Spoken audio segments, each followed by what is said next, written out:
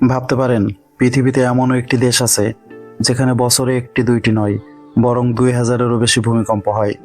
এমনকি দেশটির মাটি প্রতিদিন গড়ে প্রায় 4 থেকে 5 বার কেঁপে ওঠে। আশ্চর্যের ব্যাপার কি জানেন? দৈনিক এতবার ভূমিকম্প হবার পরও দেশটি কোনো ধ্বংসস্তূপে পরিণত হয়নি, বরং নিজেকে প্রতিষ্ঠিত করেছে বিশ্বের সবচেয়ে উন্নত, নিরাপদ এবং সুশৃঙ্খল একটি দেশ হিসেবে। বলছে পূর্ব এশিয়ার দেশ জাপানের কথা। কিন্তু কিভাবে এটি সম্ভব হলো? কেন জাপানে ভূমিকম্প হয়? পূর্ব এশিয়ার দ্বীপরাজ্য খ্যাত জাপান হোক্কাইদো, হনশু, শিকোকু এবং কিউশু নামক 4টি বড় দ্বীপ সহ 6848টি ছোট ছোট দ্বীপের সমন্বয়ে গঠিত। প্রায় 3,78,000 বর্গ কিলোমিটার আয়তনের দেশটি প্রশান্ত মহাসাগরের রিং অফ ফায়ারের উপর অবস্থিত। রিং অফ ফায়ার এর অর্থ হলো আগুনের গোলা। এটি এমন একটি কাল্পনিক বেল্ট যা মূলত ঘোড়ার খুরের মতো করে প্রশান্ত মহাসাগরের অঞ্চলগুলোকে ঘিরে রেখেছে।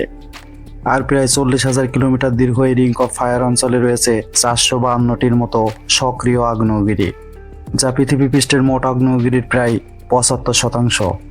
এমনকি এই রিং অফ ফায়ারের মধ্যে রয়েছে একাধিক টেকটনিক প্লেট। এই টেকটনিক প্লেটগুলো যখন একে অপরের সঙ্গে সংঘর্ষে লিপ্ত হয়, ঠিক তখনই সৃষ্টি হয় প্রলয়ঙ্করী ভূমিকম্পের। পৃথিবীর সবচেয়ে ভূমিকম্প প্রবণ দেশগুলোর মধ্যে একদম উপরের সারিতে রয়েছে জাপানের অবস্থান। রিং অফ ফায়ারে অবস্থিত হওয়ার জন্যই জাপান বিশ্বের সবচেয়ে ভূমিকম্প প্রবণ এলাকাগুলোর মধ্যে একটি। দেশটিতে প্রায়ই ভূমিকম্প, সুনামি এবং অগ্ন্যুৎপাতের মতো প্রাকৃতিক দুর্যোগগুলো সংঘটিত হয়ে থাকে। জাপানের ঐতিহাসিক ভূমিকম্প। তবে 1923 সালের গ্রেট কান্তো এবং 2011 সালের টোহোকু ছিল জাপানের ইতিহাসের ঘটে যাওয়া সবচেয়ে প্রলয়ঙ্করী ভূমিকম্প। 1923 সালে ঘটে যাওয়া গ্রেট কান্তো ভূমিকম্পটি মুহূর্তের মধ্যেই যেন লণ্ডভণ্ড করে দিয়েছিল সবকিছু। মাত্র কয়েক মিনিটের এই কম্পনের ফলে প্রায় 1,40,000 সাধারণ মানুষ তাদের জীবন হারায়।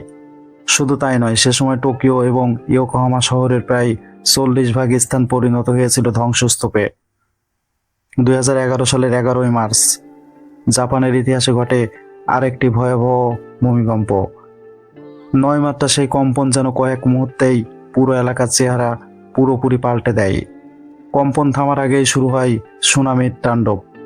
10 থেকে 15 মিটার উঁচু ভয়ঙ্কর সেই সুনামির ঢেউ মুহূর্তের মধ্যেই প্রাণ কেড়ে নিয়েছিল প্রায় 20,000 সাধারণ মানুষের। এই প্রলয়ঙ্করী ভূমিকম্প দুইটি জাপানিজদের মনে চিরস্থায়ী দাগ কেটেছে। তবে এসব প্রতিকূলতাকে মোকাবেলা করে টিকে থাকতে জাপানের মানুষ সবসময় দেখিয়েছে অদম্য ইচ্ছাশক্তি ও সাহস। আর এজন্য ভূমিকম্পের বিষয়টিকে মাথায় রেখে দেশটিতে নির্মিত হয়েছে নানা স্থাপনা। জাপানের ভূমিকম্প নিরাপত্তা ব্যবস্থা। পৃথিবীর সবচেয়ে আধুনিক এবং নিরাপদ নকশার ভিত্তি স্থাপন করে জাপানের সরকার, কারণ তারা বেশ ভালো করেই জানেন যে ভূমিকম্পকে কখনো থামানো যায় না। তবে কিছু সঠিক পরিকল্পনা এবং প্রস্তুতির মাধ্যমে এর ক্ষয়ক্ষতি অনেকটাই কমিয়ে আনা যায়। আর এই বিশ্বাস থেকেই তারা তৈরি করেছে পৃথিবীর সবচেয়ে উন্নত ভূমিকম্প প্রতিরোধক স্ট্রাকচার ব্যবস্থা।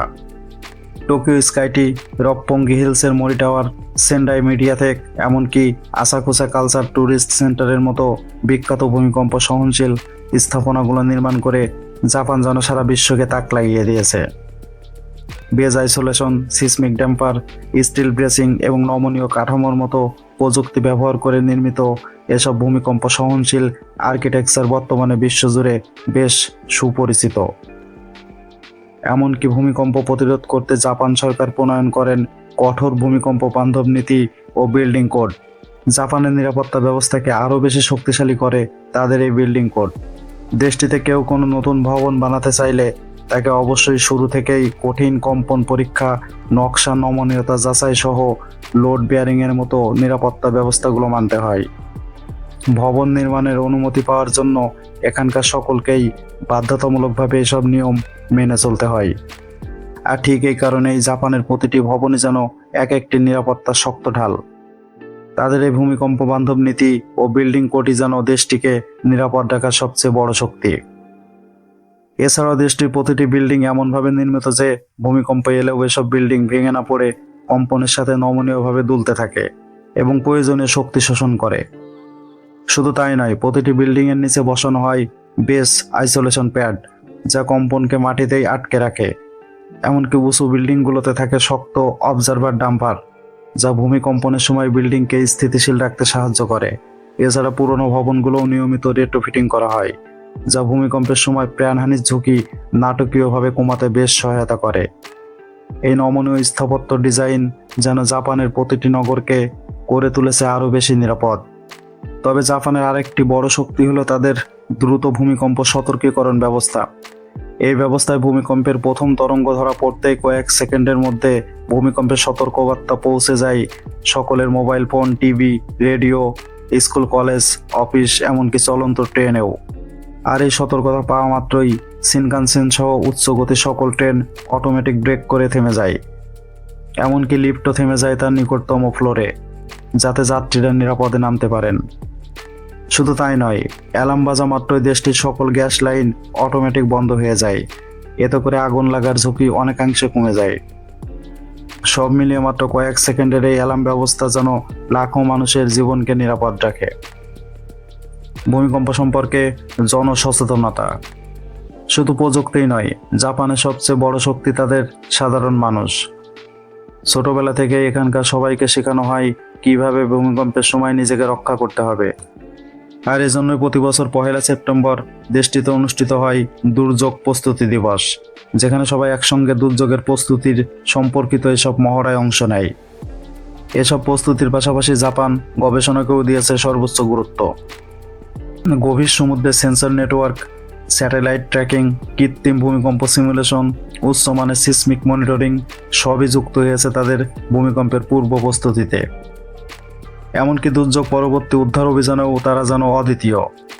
High speed rescue team, drone surveillance সহ রোবট উদ্ধারকারী সবকিছুই কম্পনের ক্ষয়ক্ষতি এবং প্রাণহানি দ্রুত কমিয়ে আনতে বেশ কার্যকারী। সব দিক বিবেচনা করলে দেখা যায় জাপানের ভূমিকম্প প্রতিরোধ ব্যবস্থা একক কোনো কৌশলের উপর নির্ভরশীল নয়, বরং প্রযুক্তি, গবেষণা, কঠোর আইন এবং শক্তিশালী অবকাঠামো যেন দেশটির প্রতিরোধ ব্যবস্থাকে করেছে আরও বেশি শক্তিশালী।